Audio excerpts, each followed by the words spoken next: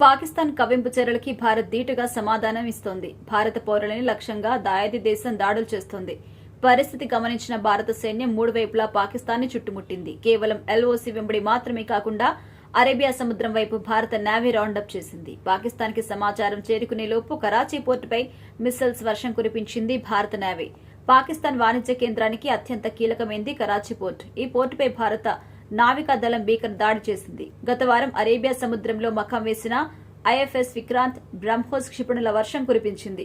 భారత్ దెబ్బకు కరాచీ పోర్టు మంటలో చిక్కుకుంది. అక్కడే ఉన్న దాదాపు 10 భారీ నౌకలు ధ్వంసమయ్యాయి. పాకిస్తాన్ వ్యాపార కేంద్రాలను భారత్ ఏనాడు టచ్ చేయలేదు. గడిచిన 4 రోజులు భారత పౌరులు ఉండే నివాసం ఉండే ప్రాంతాలపై క్షిపణులు ఎక్కుపెట్టింది. పరిస్థితి గమనించిన భారత్ ఆపరేషన్ సింధూర్ ని కంటిన్యూ చేసింది. 1971 వార్ తర్వాత కరాచీ పోర్టుపై భారత్ అటాక్ చేయడం ఇదే ఫస్ట్ టైం. గురువారం అర్ధరాత్రి దాటిన తర్వాత భారత నావీ దళాలు అరేబియా సముద్రం నుంచి క్షిపణుల వర్షం కురిపించాయి. పాకిస్తాన్ కి కీలకమైన నావీ స్థావరాలపై క్షిపణుల వర్షం కురిపించింది.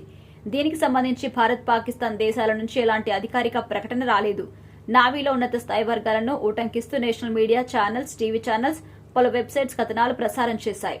భారత్ దూకుడు దాటికి పాకిస్తాన్ తీరంలోని తీవ్ర భయాందోళనలు నెలకొన్నాయి. రక్షణ శాఖ వర్గాల సమాచారం మేరకు అరేబియా సముద్రంలో ఐఎఫ్ఎస్ విక్రాంత్ తో పాటు మొత్తం 26 యుద్ద నౌకలు మోహరించాయి. గురువారం అర్ధరాత్రి వేళ కరాచీ, ఒమ్రారా పోర్టులపై ఐఎఫ్ఎస్ విక్రాంత్ క్షిపణుల వర్షం కురిపించింది. ఆ సమయంలో కరాచీ సిటీ అంతా నల్లగా పొగ కమ్మేసింది. పోర్టులో పెద్ద ఎత్తున మంటలొచ్చాయి.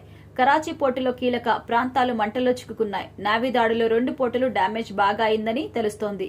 ఎల్ఓసి వెంబడి సత్వారి, సాంబా, ఆర్ఎస్పురా, ఆర్నియాలపై పాకిస్తాన్ 8 క్షిపణుల్ని ప్రయోగించినట్టుగా వార్తలొస్తున్నాయి. వాటిని భారత వైమానిక దళాలు అడ్డగించినట్టుగా సమాచారం. పాకిస్తాన్తో ఇప్పటి వరకు భారత్ కి చెందిన ఆర్మీ వైమానిక దళాలు మాత్రమే రంగంలోకి దిగాయి.